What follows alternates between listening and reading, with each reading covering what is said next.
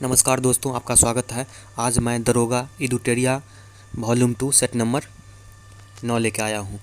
इस वीडियो को पूरा देखिएगा, चैनल को सब्सक्राइब कीजिए, इस वीडियो को लाइक कीजिए। चलिए शुरू करते हैं। पहला नंबर क्वेश्चन है,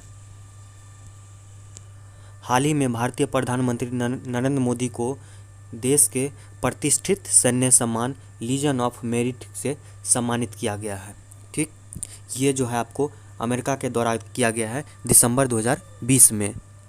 ठीक, यह सम्मान पाने वाले वे भारत के पहले प्रधानमंत्री हैं।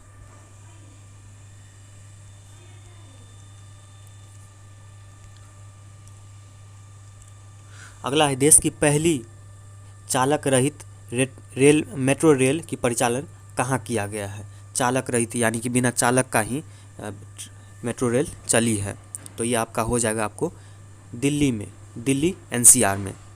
ठीक, दिल्ली एनसीआर की बात कीजिएगा तो मेट्रो रेल दिल्ली मेट्रो की मजेंटा लाइन पर 37 किलोमीटर रूट मार्ग पर दिल्ली एनसीआर पर चला है। अगला है,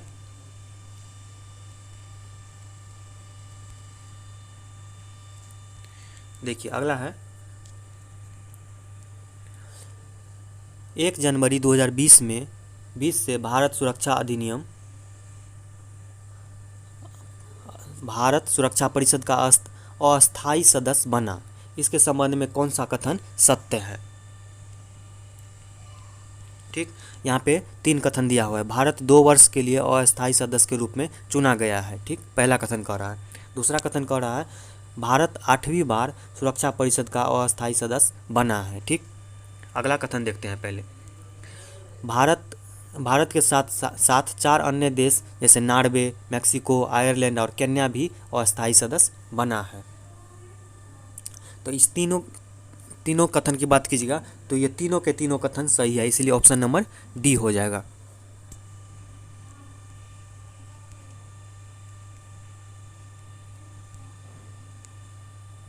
ठीक, देखिए अगला है, नासा द्वारा प्रायोजित अर्टेमिस मिशन का संबंध किससे है। ठीक, ये आपका हो जाएगा चंद्रमा। ठीक, इस मिशन के तहत जो है 52 वर्षों के पश्चात 2024 में चंद्रमा पर अपने अंतरिक्ष यात्रियों को उतारेगा। अगला है, दिसंबर 2020 में यूनेस्को ने किस देश की हॉकर संस्कृति को सांस्कृतिक विरासत की प्रतिनिधित्व सूची में शामिल किया है। ऑप्शन ए में है जापान, बी में फिलीपींस, सिंगापुर, थाईलैंड। ठीक, इसका जो आंसर होगा आपको सिंगापुर होगा, यानी कि ऑप्शन नंबर सी।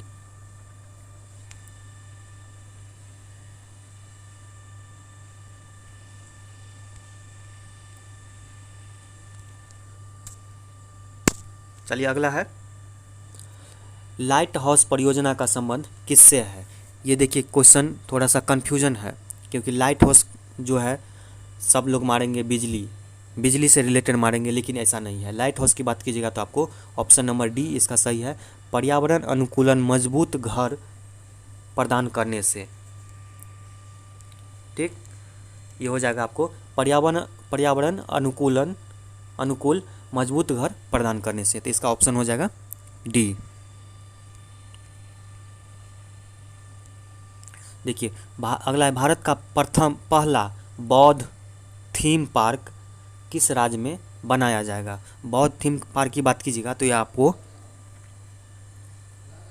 मध्य प्रदेश में बनाया जाएगा। ठीक, देखिए मैं सोचता हूँ क्या आपको 3 सेकंड कम से कम दिया जाए, जो आप भी ऑप्शन चुन सके।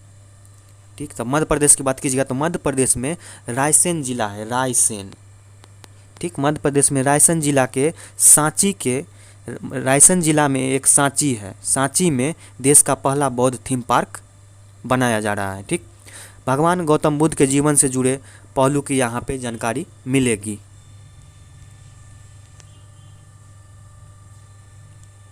देखिए अगला है, फीफा कप 2022 का आयोजन किस देश में किया जाएगा। 2022 की बात कीजिएगा तो ये आपको कतर में किया जाएगा, कतर में प्रत्येक 4 वर्ष पर आयोजित किया जाता है। ठीक, तो इसका मतलब 2026 में कि ये जो 2022 में है कतर, 2026 में किया जाएगा जो आपको संयुक्त राष्ट्र अमेरिका, मेक्सिको और कनाडा में होगा।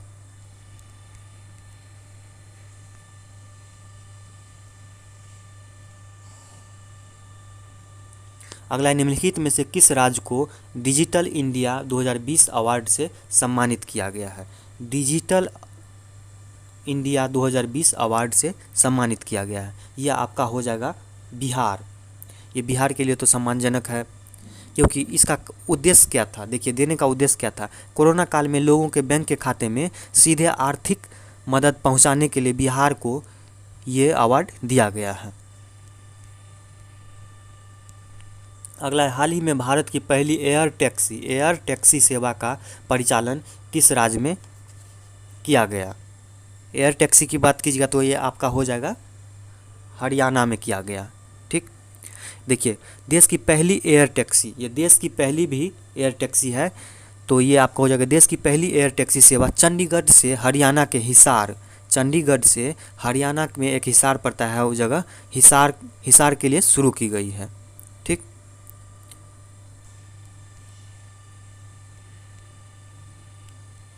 अगला है, नीति आयोग द्वारा जारी इंडिया इनोवेशन इंडेक्स 2020 में किस राज्य को प्रथम स्थान प्राप्त हुआ है? ये आपका हो जाएगा कर्नाटक, ऑप्शन बी।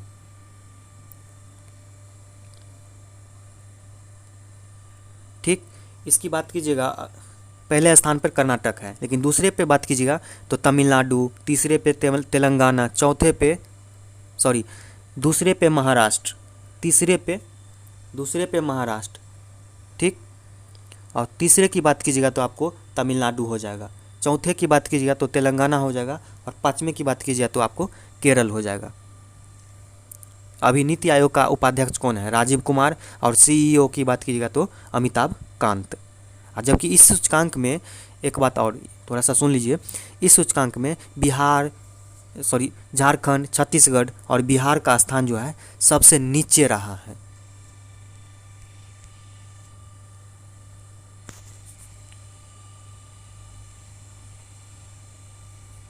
देखिए, अगला है, किस राज्य की विधानसभा में ऑनलाइन गेमिंग विधेयक 2020 पारित किया गया है? ऑनलाइन गेमिंग विधेयक 2020 पारित किया गया है, जिसके बाद राज्य में ऑनलाइन गेमिंग पर प्रतिबंध लगा दिया गया है।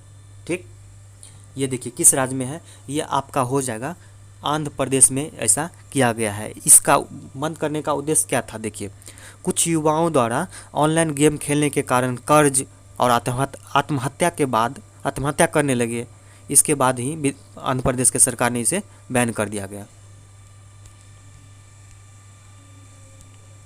अगला है, 47वें G7 शिखर सम्मेलन का आयोजन 2021 में कहाँ पर किया जाएगा? ठीक, ये आपका हो जाएगा ब्रिटेन में, ऑप्शन बी। ठीक, देखिए, अगला है, अरब देश की बात यहाँ पे हो रही है।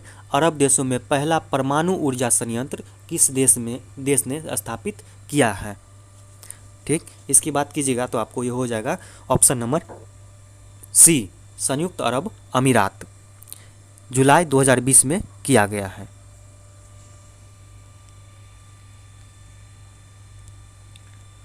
अगला है, पुस्तक कोविड-19 सभ्यता का संकट और समाधान के लेखक कौन है? देखिए, कोविड से रिलेटेड आने वाले लगभग एग्जाम में पूछे जाएंगे। ठीक, तो ये आपको भी आए हैं।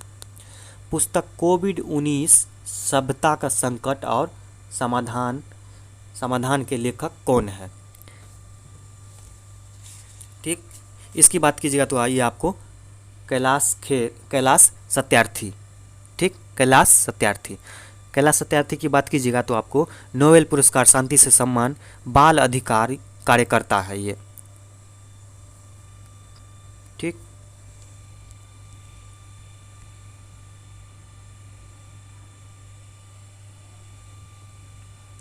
देखिए, अगला है, मार्च 2021 में जारी वर्ल्ड हैप्पीनेस इंडेक्स के संबंध में कौन कथन सही नहीं है। इसमें से कौन सा कथन सही नहीं है उसके बारे में बोला जा रहा है। देखिए कथन एक में कह रहा है इसमें प्रथम स्थान फिनलैंड को प्राप्त हुआ है, ठीक। इसमें भारत को 139वां स्थान प्राप्त हुआ, ये तो सही है। देखिए तीसरा कथन कह रहा है 2020 में भारत का स्थान 144वां था, ये भी सही है, ठीक।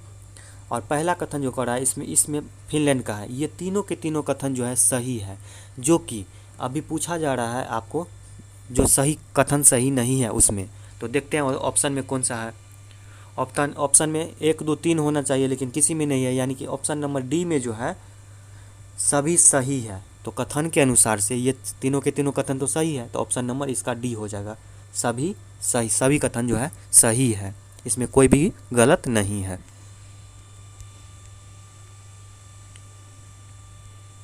देखिए अगला है स्लाइनेक्स 2020 क्या है। स्लाइनेक्स 2020 की बात कीजिएगा तो ये ऑप्शन नंबर ए ही इसका सही है, भारत और श्रीलंका के बीच होने वाला नौसैनिक अभ्यास, ठीक। देखिए यहाँ पे थल सेना भी दिया हुआ है लेकिन थल सेना नहीं होगा, यहाँ पे होगा आपको नौसैनिक अभ्यास, इसलिए इसका ऑप्शन सी ए हो जाएगा।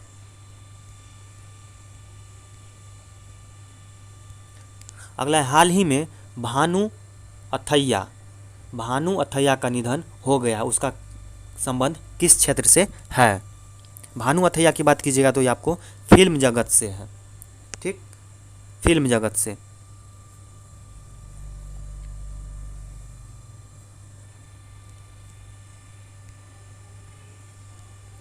अगला है हाल ही में विश्व स्वास्थ्य संगठन द्वारा किस उत्तरी अमेरिका देश की मलेरिया मुक्त घोषित किया गया है। उत्तरी अमेरिका के कौन सा देश है जिसे मलेरिया मुक्त घोषित कर दिया गया है।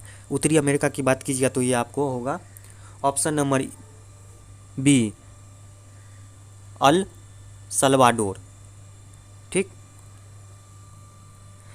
देखिए अल सल्वाडोर।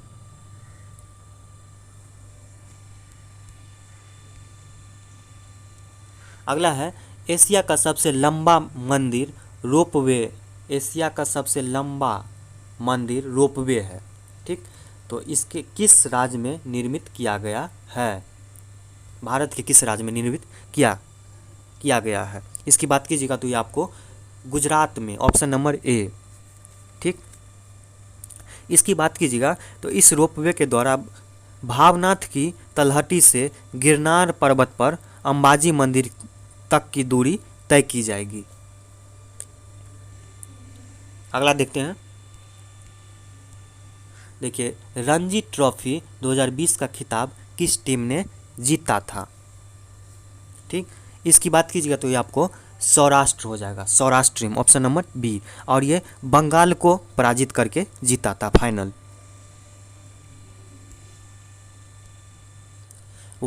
अगला है वर्ष 2020 का लोकमान्य तिलक नेशनल अवार्ड किसे प्रदान किया गया है। इसकी बात कीजिएगा तो ये आपका हो जाएगा ऑप्शन में ए में है V Parveen Rao, option B में पवन सुखदेव, सोनम वांगचुक, ऑप्शन सी में अगला है महेंद्र सिंह धोनी। तो ये आपको मैं बता दूं ऑप्शन नंबर सी इसका सही है, सोनम वांगचुक। सोनम वांगचुक की बात कीजिएगा तो ये वैज्ञानिक एवं शिक्षाविद है।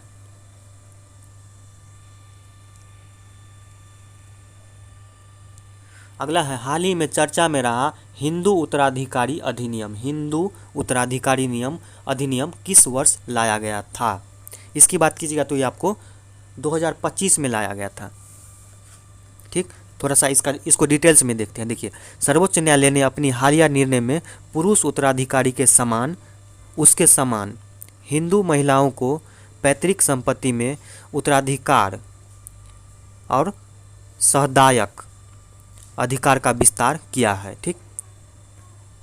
इसीलिए यह अधिनियम लाया गया था।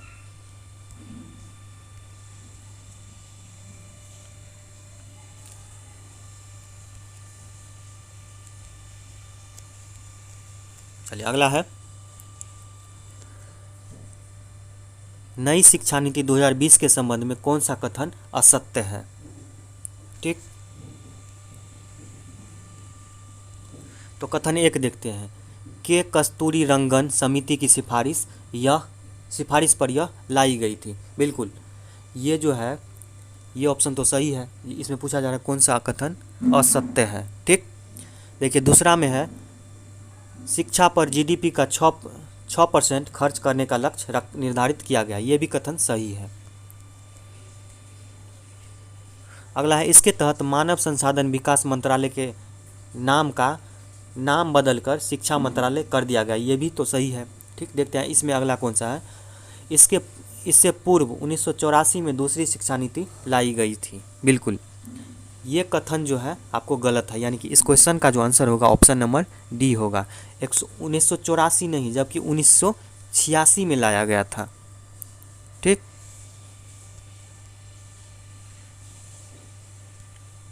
देखिए अगला है राष्ट्रीय युवा दिवस 2021 का थीम क्या है। राष्ट्रीय युवा दिवस की बात कीजिएगा तो इसका थीम जो है 2021 का आपको युवा उत्साह नए भारत का। ठीक, राष्ट्रीय युवा दिवस की बात कीजिएगा तो 12 जनवरी को मनाया जाता है। ठीक, लेकिन 1984 में घोषणा किया गया था कि 12 जनवरी को राष्ट्रीय युवा दिवस मनाएंगे। लेकिन इसके एक बात तो बताते हैं, स्वामी विवेकानंद के जन्मदिन पर यह मनाया जाता है 12 जनवरी को। ठीक, यहाँ से देखिए मैथ्स है तो लाइक करते जाइए। ठीक, देखिए इसमें देखते हैं मैथ में 17 मीटर खंभे पर एक मेढक 1 मिनट में 50 सीएम चढ़ता है, परंतु दूसरे मिनट में 20 सीएम फिसल जाता है, तो खंभे के ऊपरी सिरे पर पहुंचने में उसे कितना समय लगेगा। ठीक, देखिए इसको बनाइएगा तो इसका ऑप्शन नंबर सी आ जाएगा सही, 111 मिनट। इसको स्क्रीनशॉट कर लीजिए, इसके बाद बनाइएगा। यानी तो अभी पूरा कीजिए और दोबारा से आ जाएगा 26 नंबर क्वेश्चन से, फिर से देखिएगा। देखिए 27 नंबर है अमित के वेतन 8% अशोक के वेतन के 12% के बराबर है। सोहन का वेतन अशोक के वेतन का आधा है। ठीक, यदि सोहन का वेतन 800 रुपया है तो अमित का वेतन कितना होगा। ठीक, इसका जो आंसर होगा आपको ऑप्शन नंबर बी सही हो जाएगा, 24,000। देखिए एक व्यक्ति एक मेज को खरीदकर 20% हानि पर बेचता है। यदि वह इसे 20% कम में खरीदता और 48 रुपये अधिक में बेचता तो उसे 30% का लाभ होता। वस्तु का क्रय मूल्य कितना है।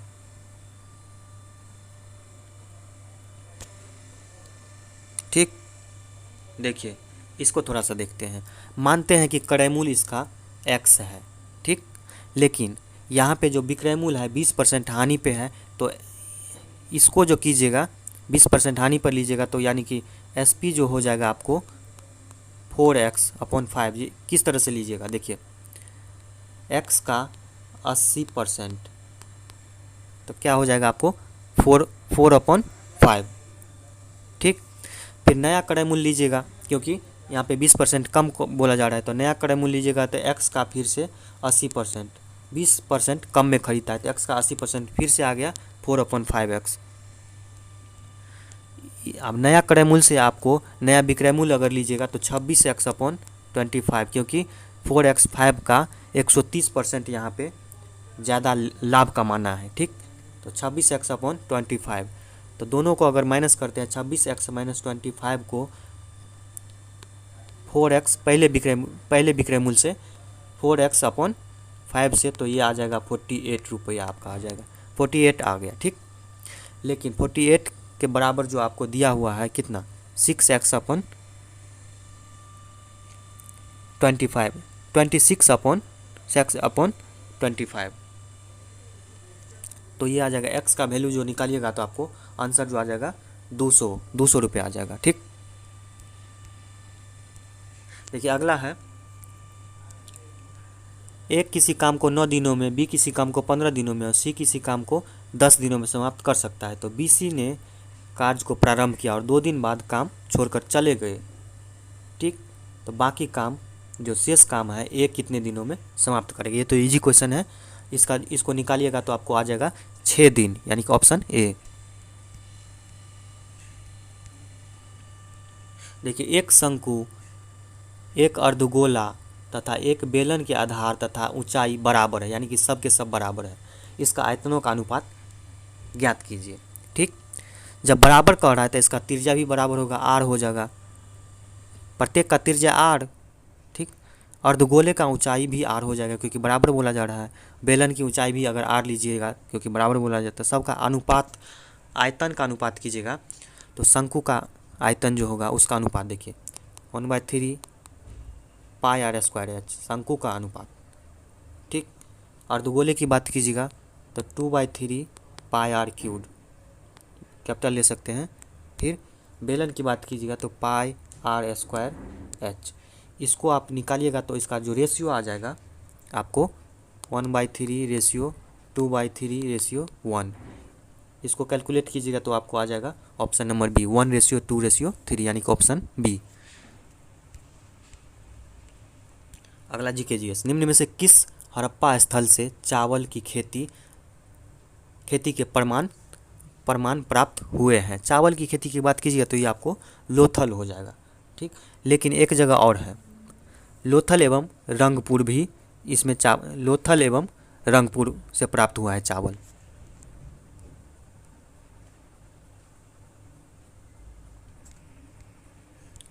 देखिए, अगला है जैन धर्म के दूसरे तीर्थकर कौन थे। जैन धर्म की द्वितीय तीर्थकर की बात कीजिएगा तो ये आपका हो जाएगा अजितनाथ। ठीक, अब पहले की बात कीजिए तो ये आपको हो जाएगा ऋषभदेव।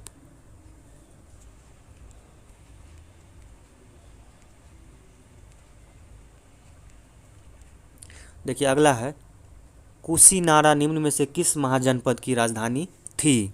कुशीनारा की बात कीजिएगा तो आपको हो जाएगा मल्ल।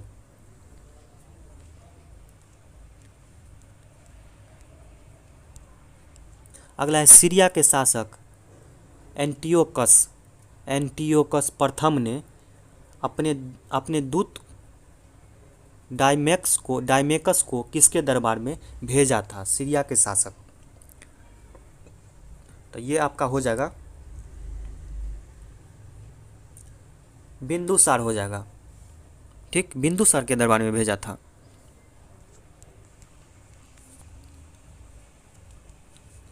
अगला है किरातार्जुनियम के रचयिता निम्न में से कौन थे। इसकी बात कीजिएगा तो ये आपका हो जाएगा ऑप्शन नंबर बी, भारवी। ठीक, महेंद्र वर्मन की बात कीजिएगा तो यहाँ पे महेंद्र वर्मन ने मतविलास प्रहसन की रचना किया था। ठीक, और दंडी की बात कीजिएगा तो दंडी 10 कुमार चरित की रचना किया था दंडी। देखिए, अगला है तुर्कान ए चहलगानी की गठन दिल्ली सल्तनत के किस शासक ने किया था। तुर्कान ए चहलगानी, इसकी बात की जाए तो ये आपका हो जाएगा इल्तुतमिश। ठीक, इसमें क्या हुआ था कि इल्तुतमिश ने प्रशासन को संगठित करने के उद्देश्य से 40 तुर्क सरदार को एक गुट 40, या उसे कह सकते हैं तुर्कान ए चहलगानी, उसका गठन किया। तो इसका हो जाएगा आपको इल्तुतमिश। अगला, निम्न में से कौन सैयद वंश का संस्थापक था। सैयद वंश की बात की जाए तो आपको हो जाएगा खिज्र खां ने सैयद वंश की स्थापना किया था। खिज्र खां की बात कीजिएगा तो वह तैमूर लंग का सेनापति था। अगला है इलाही संबत की शुरुआत किस मुगल बादशाह ने किया था। दीने इलाही, इसकी बात कीजिए तो ये आपको अकबर हो जाएगा।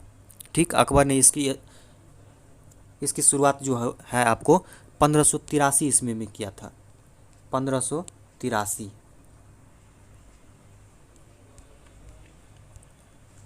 मुगल बादशाह अकबर ने किसे जरी कलम की उपाधि दी थी। जड़ी कलम की बात की जाए तो अकबर के द्वारा मोहम्मद हुसैन कश्मीरी को दिया गया था, मोहम्मद हुसैन कश्मीरी को दिया गया था। ठीक, लेकिन देखिए ऑप्शन नंबर ए में है अब्दुस मद, अब्दुस मद को अकबर द्वारा सीरी कलम की उपाधि दी गई थी, सीरी कलम की उपाधि दी गई थी। देखिए अगला है दारा सिकोह एवं औरंगजेब के बीच सामूगढ़ का युद्ध कब हुआ था। सामूगढ़ की बात की जाए तो ये आपको हो जाएगा 1658 ईस्वी में हुआ था, लेकिन इसमें महीना भी मंथ भी पूछा जा रहा है तो ये आपको हो जाएगा मई में हुआ था, मई 1658 ईस्वी में, जिसमें क्या हुआ था, दारा सिकोह का पराजय हुआ था। अगला है प्रथम आंग्ल मराठा युद्ध यानी कि प्रथम अंग्रेज मराठा युद्ध निम्न में से किन वर्षों में हुआ था। आंग्ल मराठा युद्ध की बात की जाए प्रथम आंग्ल की तो ये आपका हो जाएगा 1775 से 82 यानी कि ऑप्शन नंबर बी। ठीक, सेकेंड की बात की जाए दूसरे आंग्ल मराठा युद्ध की बात की जाए तो आपको 803 से 5 हो जाएगा सेकेंड। ठीक, और तीसरे की बात कीजिएगा तृतीय आंग्ल मराठा युद्ध की बात की जाए तो 1816 से 19 के बीच हुआ था। अगला है रिचर्ड एस्ट्रेची का अध्यक्षता में एक अकाल आयोग की स्थापना की गई थी, किसके द्वारा। यह आपका हो जाएगा लॉर्ड लिटन के द्वारा, ऑप्शन नंबर बी।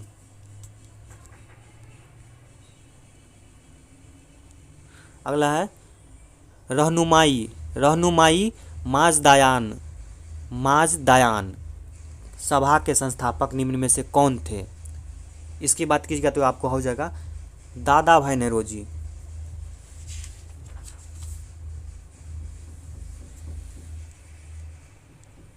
अगला है साइमन कमीशन की नियुक्ति की घोषणा कब की गई थी। साइमन कमीशन, ठीक, साइमन कमीशन की नियुक्ति की बात कीजिएगा तो ये आपको 1917 में किया गया था, लेकिन इसमें मंथ भी पूछा जा रहा है तो आपको हो जाएगा नवंबर 1927।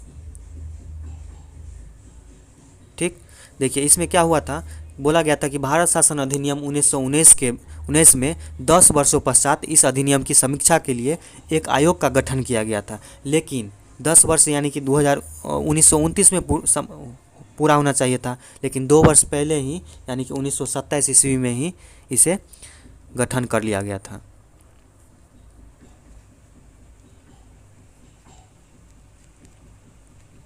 ठीक, तब मज़ा आ रहा है कि नहीं दोस्तों। मज़ा आ रहा है तो बटन दबाइए लाइक का। अगला है अमृत बाजार पत्रिका के संपादक थे। अमृत बाजार पत्रिका, ठीक, अमृत बाजार की बात कीजिएगा तो ये आपका हो जाएगा शिशिर कुमार घोष, ऑप्शन बी। ठीक, इसमें 2 थे, इस ऑप्शन के अनुसार शिशिर कुमार तो घोष होगा ही, लेकिन इसमें जो था इसका साथ देने वाला मोतीलाल घोष। ठीक, देखिए थोड़ा बात यह है कि थोड़ा सा केवल टिक लगाने से काम नहीं चलेगा, ठीक है ना, थोड़ा सा एक्सप्लेन कर लेते हैं तो डॉट क्लियर हो जाएगा। देखिए निम्न में से कौन से ग्रह अंतर्ग्रह कहलाते हैं। ठीक, ये आपको मैं बताऊं कि बुध और शुक्र होगा, लेकिन क्यों होता है इस तरह से, ठीक, क्यों बोला जाता है इसको अंतर्ग्रह, तो देखते हैं थोड़ा सा। देखिए सूर्य और पृथ्वी के बीच होने के कारण ही इसको बुध अंतर्ग्रह कहा जाता है।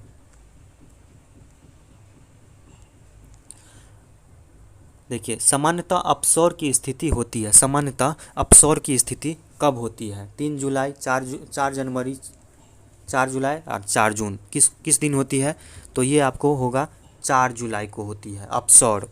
अपसौर की बात कीजिएगा तो पृथ्वी जब सूर्य से अधिकतम दूरी पर होती है तो इसे अपसौर कहते हैं। सूर्य से अधिकतम दूरी पर होती है तो इसे अपसौर कहा जाता है, जो कि 4 जुलाई को होती है।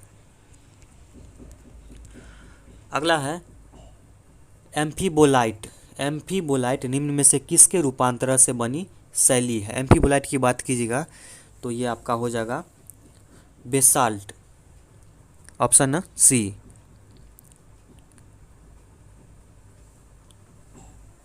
रूपांतरित की बात कीजिएगा तो देखिए एम्फीबोलाइट, सिस्ट, बेसाल्ट, बेसाल्ट आग्नेय चट्टान, ये सब रूपांतरित से बने शैली है। देखिए अगला है प्लाया।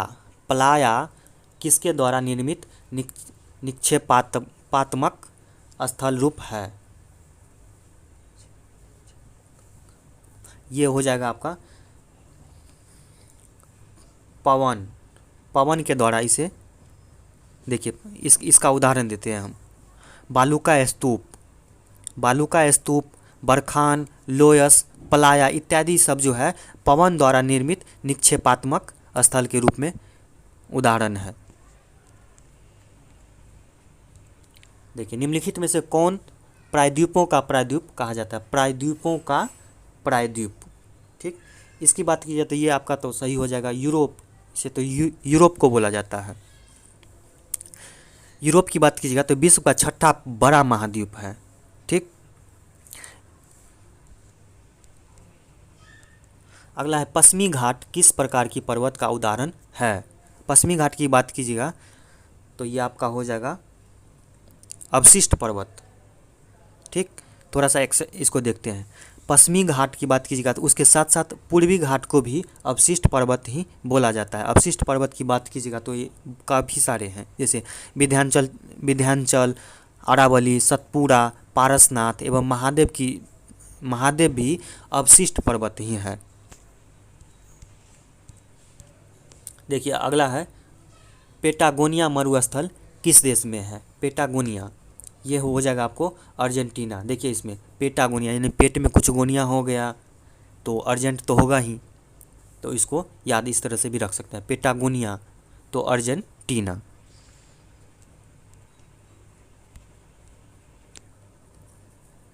ठीक। देखिए अगला है निम्न में से कौन सी जल संधि जावा सागर एवं हिंद महासागर को जोड़ती है? ये पिछले 1-2 सेट पहले में ये क्वेश्चन था। तो देखिए जल संधि जावा सागर एवं हिंद महासागर को जोड़ती है, ये हो जाएगा आपको सुंडा जल संधि, ऑप्शन ए।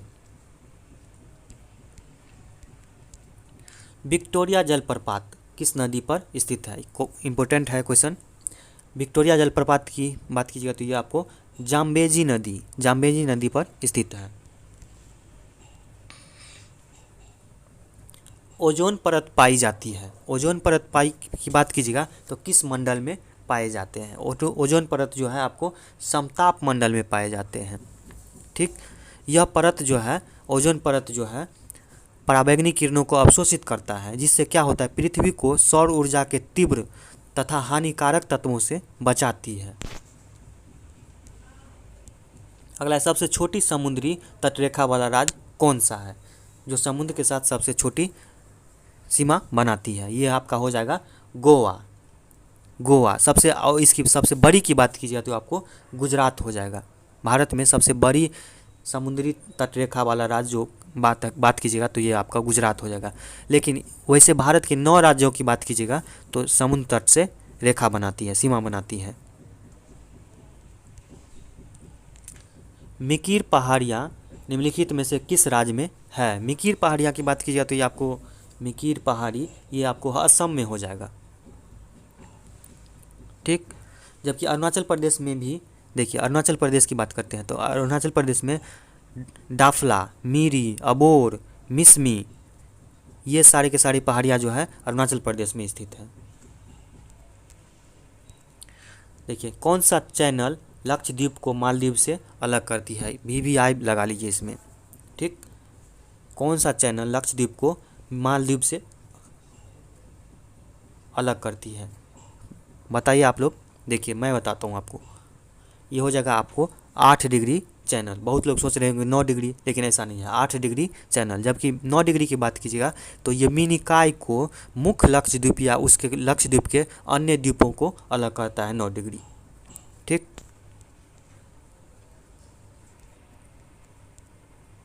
अगला है उरी परियोजना निम्नलिखित में से किस नदी पर निर्मित है? उरी परियोजना। उरी परियोजना की बात कीजिएगा तो ये आपको हो जाएगा झेलम नदी पर।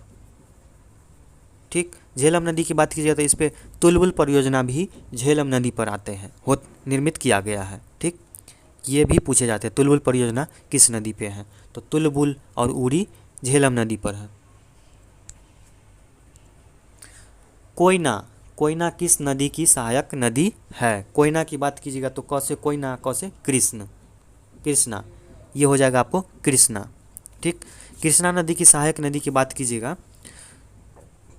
तो देखिए थोड़ा सा कुछ इसमें बताते हैं। तुंगभद्रा। ठीक, तुंगभद्रा एक नदी है, घाटप्रभा, मूसी, भीमा, ये सब किसकी नदी सहायक नदी है? कृष्णा की सहायक नदी। अगला, निम्नलिखित में से किस वर्ग के जंतु समतापी होते हैं? समतापी की बात कीजिएगा तो किस वर्ग के जंतु समतापी होते हैं? ठीक, ये आपका हो जाएगा पक्षी वर्ग के जो होता है पक्षी। जबकि ऑप्शन ए में है मत्स्य, उभयचर और सरीसृप। ठीक, ये सब जो है असमतापी है, असमतापी। केचुए श्वसन करते हैं, केचुए श्वसन करते हैं गिल्स द्वारा, फेफड़े द्वारा, त्वचा द्वारा या उपरोक्त सभी द्वारा। तो केचुए की बात कीजिएगा तो उसमें गिल्स तो होता ही नहीं, गिल्स तो मछली में होती है। ठीक, तो फेफड़ा द्वारा नहीं, त्वचा द्वारा हो जाएगा इसका। केचुए की बात कीजिएगा तो ये त्वचा द्वारा श्वसन करते हैं। अगला, निम्नलिखित में से कौन एक कोशिकीय जीव नहीं है? एक कोशिकीय। ठीक, एक कोशिकीय बात कीजिएगा तो ये आपका हो जाएगा कवक। ठीक, कवक की बात कीजिएगा तो ये बहुकोशिकीय जीव है। एक कोशिकीय बात कीजिएगा तो एक कोशिकीय में थोड़ा सा एग्जांपल देते हैं। अमीबा, पैरामीशियम, जीवाणु, ये सब के सब एक कोशिकीय जीव है।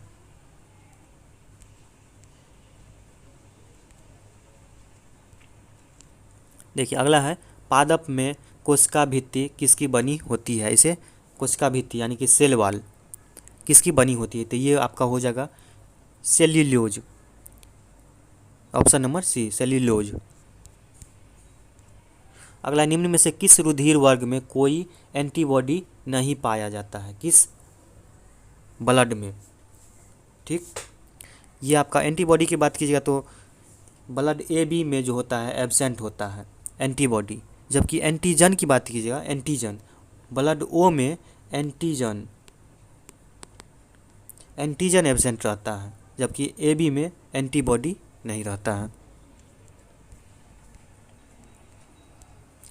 प्लेगरा रोग किस विटामिन की कमी के कारण होता है? प्लेगरा रोग की बात कीजिएगा तो ये विटामिन की बात कीजिए तो B3 से होता है। ठीक, प्लेगरा रोग विटामिन B3 के कमी से होता है, लेकिन इसका जो रासायनिक नाम है, B3 का रासायनिक नाम है वो आपको हो जाएगा नियासिन। नियासिन को ही निकोटिनामाइड बोला जाता है, निकोटिनामाइड, उसे नियासिन भी बोला जाता है। तो ऑप्शन डी होगा।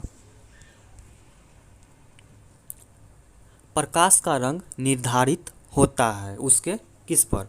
या ताप पर, तरंगदैर्घ्य पर, आवृत्ति पर या दोनों पर? ए और बी दोनों पर। तो किस पर होगा? प्रकाश का रंग की बात कीजिएगा तो ये आपको तरंगदैर्घ्य पे निर्धारित होती है।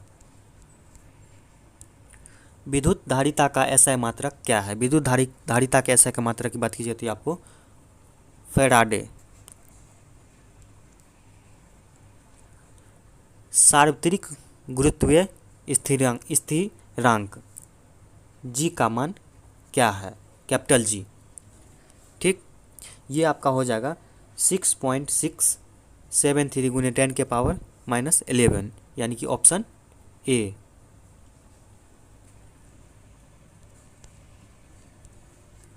निम्नलिखित में से किसका तरंगदैर्घ्य सबसे कम है? ठीक, तरंगदैर्घ्य की बात कीजिएगा तो सबसे कम की बात कीजिए तो ये हो जाएगा आपको गामा, क्योंकि ये काफ़ी खतरनाक तरंगे हैं, तो गामा का तरंगदैर्घ्य जो है सबसे कम है। ठीक, सबसे अधिक की बात ये भी पूछा जाता है तो सबसे अधिक जो है रेडियो का होगा। रेडियो तरंग जो है सबसे अधिक है। ठीक, मज़ा आ रहा है कि नहीं बताइए। उम्मीद है कि आ रहा होगा। चलिए 71, स्वतंत्र रूप से गिर रही किसी वस्तु की गति का उदाहरण है। बताइए, स्वतंत्र रूप से जब भी कोई वस्तु गिरे तो ये आप मानिए कि एक समान त्वरण होगा उसमें एक समान त्वरण। ठीक, उसका उदाहरण है। अगला देखते हैं। 20 किलो हर्ट्ज से अधिक की आवृत्ति वाली तरंग। 20 किलो हर्ट्ज की बात की जाती है, यानी कि 20,000 हर्ट्ज। 20 किलो हर्ट्ज को 20,000 हर्ट्ज भी कह सकते हैं। ठीक, तो ये आपको हो जाएगा पराश्रव्य, यानी कि 20,000 हर्ट्ज या 20 किलो हर्ट्ज से अधिक की आवृत्ति को पराश्रव्य तरंगे बोले जाते हैं। ठीक, जबकि देखिए इसमें ऑप्शन ए में है अवश्रव्य। अवश्रव्य की बात कीजिएगा तो 20 हर्ट्ज, सिंपल 20 हर्ट्ज से कम के तरंगे को अवश्रव्य बोला जाता है। 20 हर्ट्ज से। अगला है कांसा निम्न में से किन धातुओं से मिलकर बना होता है। कांसा की बात कीजिए तो ये आपका हो जाएगा तांबा और टीन। ठीक, ऑप्शन ए। ठीक, जबकि पित्तल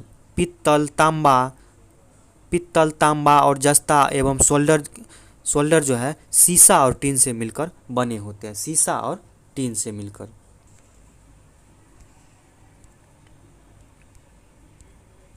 निम्नलिखित में से किसे हरा कशिश के नाम से जाना जाता है। कई बार पूछा गया है क्वेश्चन। ठीक, हरा कशिश की बात कीजिएगा तो आपको फेरस सल्फेट को बोला जाता है। ऑप्शन ए में है कॉपर सल्फेट। कॉपर सल्फेट को नीला थोथा बोला जाता है। नीला थोथा। अगला है अम्ल वर्षा के लिए उत्तरदायी गैस है। अम्ल वर्षा के लिए कौन सा उत्तरदायी गैस है। ऑप्शन ए में है NO, N2O, H2O और बी और सी दोनों। ठीक, देखिए इसमें अम्ल वर्षा के लिए दो है, N2O यानी कि नाइट्रस ऑक्साइड, H2O यानी कि सल्फर डाइऑक्साइड। ये दोनों है जो आपको अम्ल वर्षा के लिए उत्तरदायी है। अगला है पारा को संग्रहित करने के लिए बने पात्र किस से बने होते हैं। देखिए इसकी बात कीजिएगा तो ये आपका हो जाएगा लोहा। इसका आंसर होगा लोहा।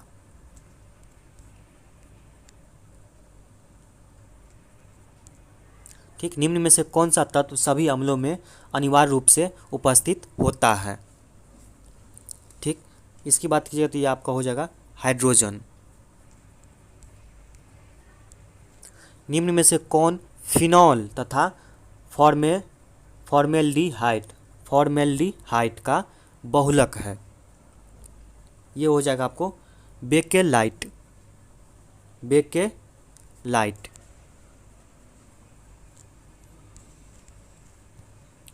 संविधान सभा के अल्पसंख्यक उप समिति के अध्यक्ष निम्न में से कौन थे। ये क्वेश्चन काफ़ी बार पूछा गया है। संविधान सभा के अल्पसंख्यक उप समिति के अध्यक्ष निम्न में से कौन थे। इसकी बात कीजिएगा तो ये आपको हो जाएगा HC मुखर्जी। अगला किस संविधान संशोधन द्वारा सिक्किम को पूर्ण राज्य का दर्जा दिया गया है। ठीक, सिक्किम की बात कीजिएगा तो आपको 36वां संविधान संशोधन जो कि आपको 1975 में हुआ था, इसके तहत सिक्किम को पूर्ण राज्य का दर्जा दिया गया। अगला है भारतीय संविधान का कौन सा अनुच्छेद धार्मिक कार्यों के प्रबंध की स्वतंत्रता का अधिकार प्रदान करता है। ठीक, ये आपका हो जाएगा ऑप्शन बी। यानी कि अनुच्छेद 26। अगला, भारतीय संविधान में मौलिक कर्तव्यों को किस संविधान संशोधन के द्वारा शामिल किया गया है? मौलिक कर्तव्य को शामिल किया गया है। ठीक, इसकी बात कीजिएगा तो ये हो जाएगा आपको 42वें संविधान संशोधन कब हुआ था? ये हुआ था आपको 1976 में। ठीक, अभी तक 11 मौलिक कर्तव्य है। अभी तक मौलिक कर्तव्य की संख्या अभी 11 है। अगला है, लोकसभा का नेता कौन होता है? लोकसभा का नेता की बात कीजिए तो ये तो आपका हो जाएगा प्रधानमंत्री होता है।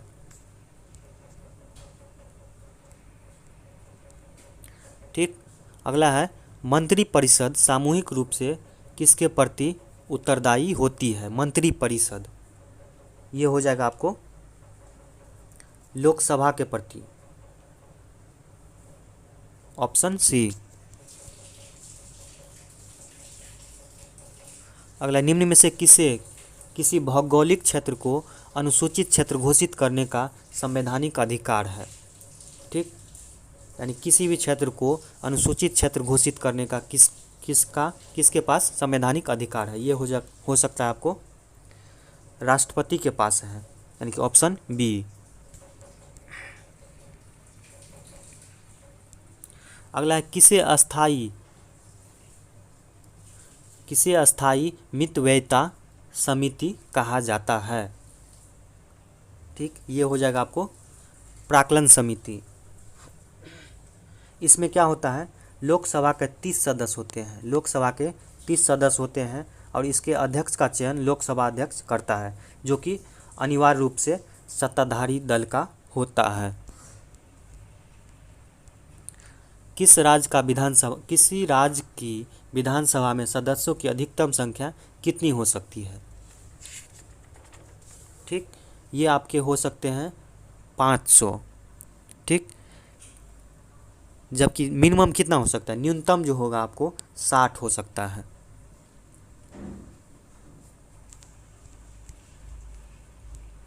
अगला है, संविधान के किस अनुच्छेद में अवशिष्ट शक्ति का उल्लेख किया गया है?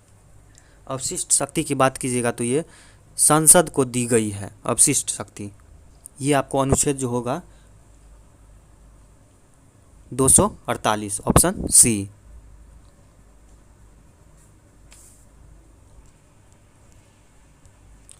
अगला है, भारत में निम्न में से किस राज्य में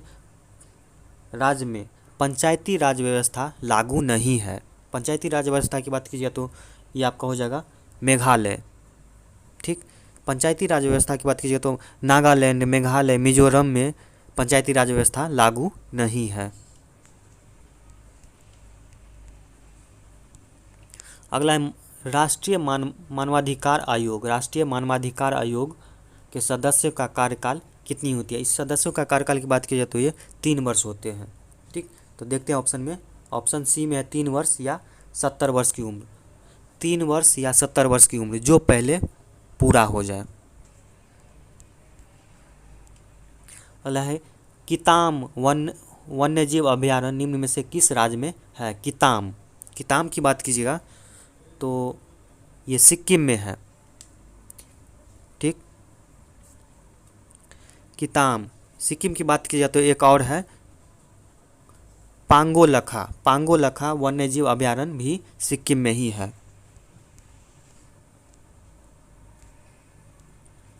अगला, यूनेस्को द्वारा मानव एवं जैव मंडल कार्यक्रम शुरुआत कब की गई थी? ये आपको हो जाएगा 1971 में। ठीक, अगला है, भारत के निम्न में से किस राष्ट्रीय उद्यान में हंगुल पाए जाते हैं? ये हो जाएगा आपको दाची गाम की बात की जाती है, जम्मू कश्मीर राज्य में स्थित है। जम्मू कश्मीर में स्थित है, अभी तो वो केंद्र शासित प्रदेश बन गई है। लेकिन देखिए, जम्मू कश्मीर स्थित दाची गाम राष्ट्रीय उद्यान जो है भारत का एकमात्र क्षेत्र है जहाँ पे कश्मीर कश्मीरी स्टैग या हंगुल पाए जाते हैं। इसमें कश्मीरी स्टैग भी पाए जाते हैं और या हंगुल भी पाए जाते हैं, दोनों एक ही है। कितना पे थे? 94 होगा। विश्व स्वास्थ्य संगठन का मुख्यालय कहाँ पे है? विश्व स्वास्थ्य संगठन की बात कीजिएगा तो स्विट्जरलैंड के जेनेवा में है। ठीक, इसकी स्थापना की बात कीजिएगा तो ये आपको 1948 में हुआ था। अगला, गिनी की राजधानी कहाँ पे है? गिनी की राजधानी की बात कीजिएगा तो ये आपको कोनार्के, ऑप्शन नंबर सी। ठीक, जबकि बिसाऊ की बात कीजिएगा, ऑप्शन में ए में है बिसाऊ। बिसाऊ की बात कीजिएगा तो ये आपको हो जाएगा गिनी बिसाऊ। गिनी बिसाऊ भी एक कंट्री है जिसकी राजधानी बिसाऊ है। ठीक, लोम की बात कीजिएगा, लोम की बात कीजिए तो टोगो। टोगो की राजधानी लोम है। ठीक, और जाम्बुल की राजधानी की बात कीजिएगा, जाम्बुल गाम्बिया हो जाएगा, गाम्बिया। अगला है बांस नृत्य। बांस नृत्य किस राज्य का प्रसिद्ध लोक नृत्य है? बांस नृत्य की बात कीजिएगा तो आपको मिजोरम, मिजोरम का होगा। बांस नृत्य, चेराब नृत्य, ये सब मिजोरम के प्रसिद्ध लोक नृत्य हैं। अगला, रक्षा अनुसंधान एवं विकास संगठन का मुख्यालय कहाँ पे है? विकास संगठन और रक्षा अनुसंधान, ये हो जाएगा आपको नई दिल्ली में। इसकी स्थापना की बात कीजिएगा तो 1958 में। अगला है सोजिम निम्नलिखित में से किस देश की संसद का नाम है? सोजिम, सोजिम की बात कीजिएगा तो पोलैंड हो जाएगा, पोलैंड। ठीक, आयरलैंड की बात कीजिएगा तो आयरलैंड के संसद का नाम है डेल आयरन। ठीक, मलेशिया, मलेशिया की संसद की बात कीजिएगा तो दीवान निगारा। ठीक, यहाँ पे ताइवान है, ताइवान की संसद होगा युआन। अगला, निम्न में से किन वस्तुओं की मांग में उपभोक्ता की आय में निम्न में से किन वस्तुओं की मांग में उपभोक्ता की आय में वृद्धि के साथ गिरावट होगी? ऐसा कौन सा वस्तु है जिसकी मांग अगर ज़्यादा हो तो उपभोक्ता की आय में वृद्धि के साथ गिरावट होगी? ये आपका हो जाएगा निम्न स्तरीय वस्तु, ऑप्शन डी। ठीक, अगला है लॉरेंस वक्र। लॉरेंस वक्र निम्न में से क्या प्रदर्शित करता है? लॉरेंस वक्र की बात कीजिएगा तो ये आपका हो जाएगा आय वितरण, आय वितरण प्रदर्शित करता है। धन्यवाद।